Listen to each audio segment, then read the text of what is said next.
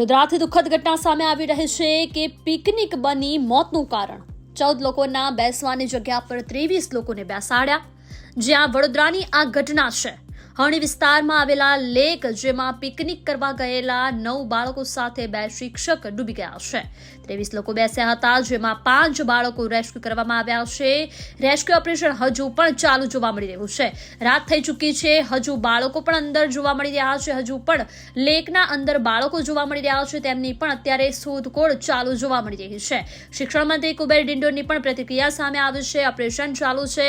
NDRF, fire brigade અને બીજી agency સાથે મળીને શોધખોળ કરી રહ્યા છે। તો વડોદરાના કલેક્ટર એબી ગૌર દ્વારા પણ આ ઘટનાની પુષ્ટિ કરવામાં આવી છે। ફાયર બ્રિગેડ ઘટના સ્થળ પર પહોંચી તે પહેલા જ હણીના સ્થાનિક લોકો દ્વારા અમુક બાળકોનો બચાવ કરવામાં આવ્યો હતો, જેની પુષ્ટિ ફાયર ઓફિસર દ્વારા કરવામાં આવી છે।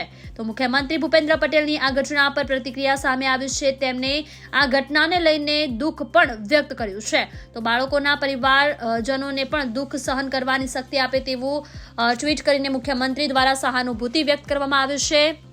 આ સાથે અહીંયા અનેક સવાલો સ્કૂલ પ્રશાસન અને બોટિંગની જે એક્ટિવિટી ચાલે છે તેમના પર, સંચાલક પર ઊભા થઈ રહ્યા છે।